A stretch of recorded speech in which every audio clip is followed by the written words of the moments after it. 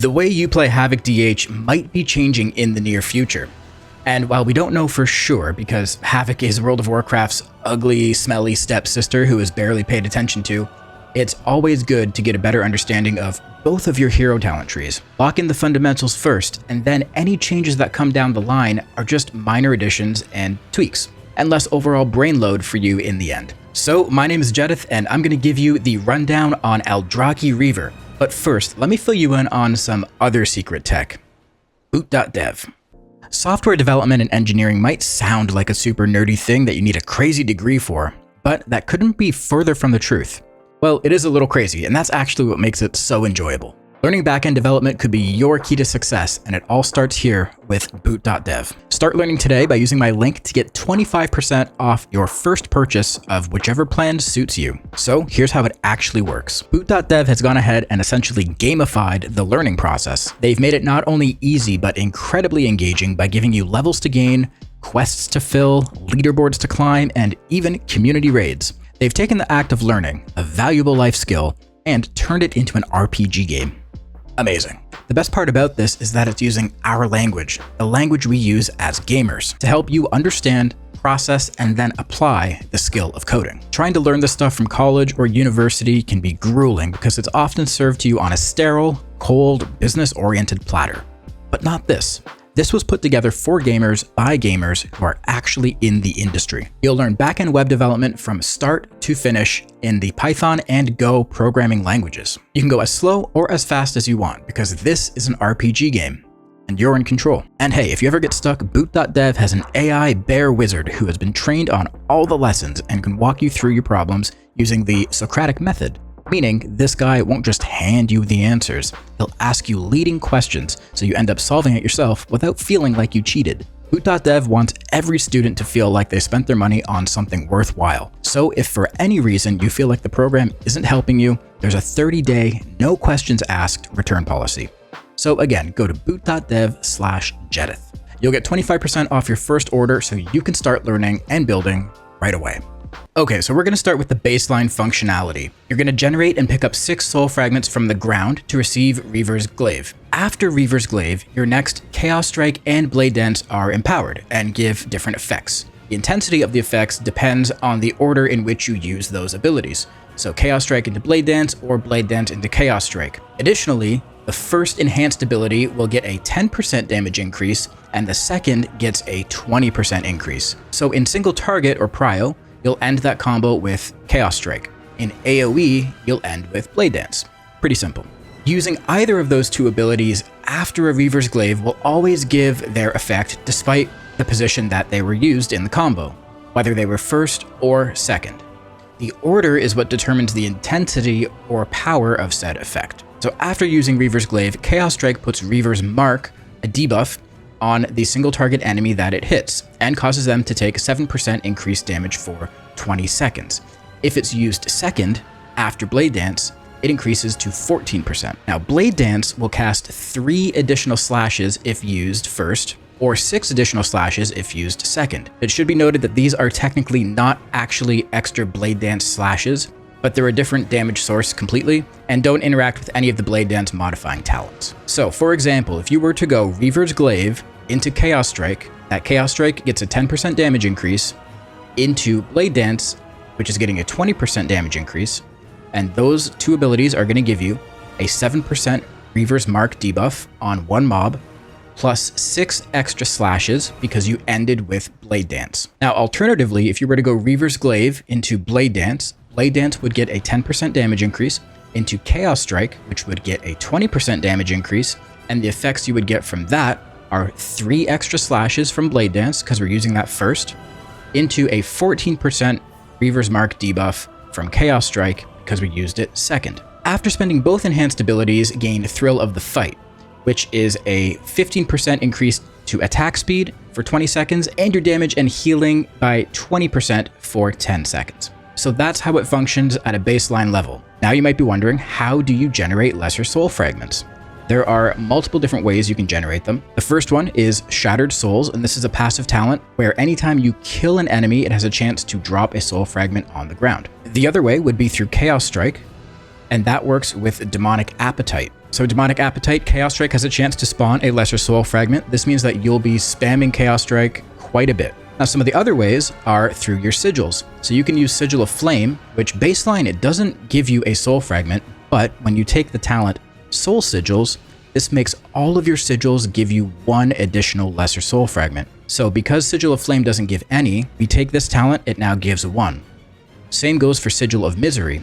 Baseline, it doesn't give any soul fragments, but in combination with soul sigils, it now provides one. Now we also have Sigil of Spite, formerly known as Elysian Decree. This one will give you, it says, up to 3 lesser soul fragments. All that means is if it hits at least one enemy, it will give you 3 lesser soul fragments. If it doesn't hit anything, it will give you 0. Now again, if we combine this with soul sigils, this adds 1 extra lesser soul fragment to Sigil of Spite. It will now give us 4. Now next in line, we have Aldrachi Tactics. So this means the second enhanced ability in a pattern. So the 2 abilities you use after Reaver's Glaive, the second one is going to give you an additional soul fragment. So if you go Reaver's Glaive into Blade Dance into Chaos Strike, that Chaos Strike is going to give you an extra soul fragment. If you go Reaver's Glaive into Chaos Strike into Blade Dance, that Blade Dance will give you a lesser soul fragment. Now we also have Chaos Fragments if you decide to talent into this. This gives an extra bonus to your Chaos Nova. Each enemy stunned by Chaos Nova has a 30% chance to generate a lesser soul fragment. And then finally we have the Hunt. So you could use the Hunt and it will immediately give you 1 free use of Reaver's Glaive. And I'll demonstrate how that works. You just target an enemy, you press the Hunt, and bam, you instantly have a free Reaver's Glaive. So whenever you use the Hunt, you get a free use of Reaver's Glaive, and you can continue generating soul fragments after that to get enough to get another Reaver's Glaive right after that. So you can get 2 back to back, which is pretty cool. So as you spawn lesser soul fragments around you, you'll see them pop up on the ground. You can glyph them to be either purple or green. It all depends on what glyph you have on, or if you have a glyph at all. And as you see them pop up, whenever you press Fellblade will scoop them all up for you and automatically consume them. So now up here we have 5. So if we get 1 more, there it is. And now we have 6, and we can use Reaver's Glaive. And after I've used Reaver's Glaive, you can see my Blade Dance and Chaos Strike are lighting up. That's because we have these buffs here, meaning we can use them inside of Reaver's Glaive to get those bonuses. So these are the extra slashes. This is the Reaver's Mark that it'll apply. And again, depending on the order that you use them, if you're using them first or second, you will get different intensities of those. Okay, so a lot of you are going to be asking for an opener. The opener will most likely change as we get more tuning and some more theory crafting happens. It'll be slightly different depending on if you're playing Essence Break or Glaive Tempest, or if you're playing like Exergy or Inertia, but I can give you a basic one just to get you started. So for simplicity's sake, we'll say that we're using the new Exergy talent, which gives us a 5% damage increase for 20 seconds anytime we use the Hunt and Vengeful Retreat. So I'll tell you what the opener is, and then I will demonstrate it for you. So you're going to Immo Aura pre-pull, Sigil of Flame pre-pull as well, and the Hunt. The Hunt will give you Exergy. After you press the Hunt and you're traveling to the enemy, that's the time you're going to use any of your on-use trinkets and your damage potion. From there, you're going to hit I-Beam, you're going to press Reaver's Glaive, and then depending on the situation that you're in, if it's single target or AoE, you're going to do a different order of abilities here. You're either going to do Blade Dance into Chaos Strike for single target, or you're going to go Chaos Strike into Blade Dance for AoE. So after you've done your Reaver's Glaive pattern, then you're going to press Sigil of Spite. Then you're going to press Vengeful Retreat, which is also going to give you another stack of Exergy. And while you're in the air after pressing Vengeful Retreat, you're going to press Meta to cancel the animation. From there, you'll be landing back on the ground. You're going to press Death Sweep into Annihilation, and then end with an I-Beam. Okay, so now I will demonstrate what the opener actually looks like.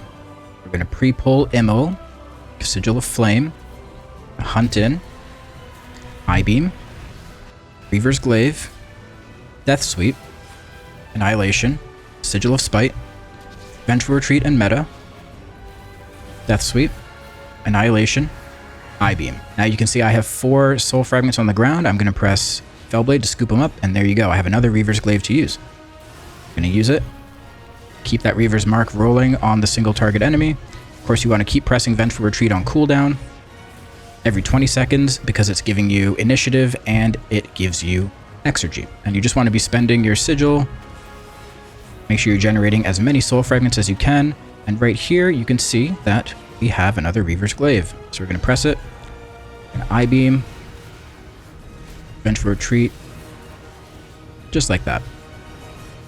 It's pretty simple. It's pretty straightforward. So as I said, if you happen to get another Reaver's Glaive proc in your opener after your first one, you can just send it as soon as you get it, and the Death Sweep and Annihilation after meta will actually utilize that window. You'll notice that when we use Reaver's Glaive, it gives us 2 buffs, one for Chaos Strike and one for Blade Dance. We have 30 seconds to use those, so you can send your Reaver's Glaive early and wait to spend it. You have a window of time to use it. You don't have to spend your Reaver's Glaive window right away. Your rotation after that is just generating as many soul fragments as possible with Chaos Strike and Sigils and Vengeful Retreating every 20 seconds for initiative and exergy.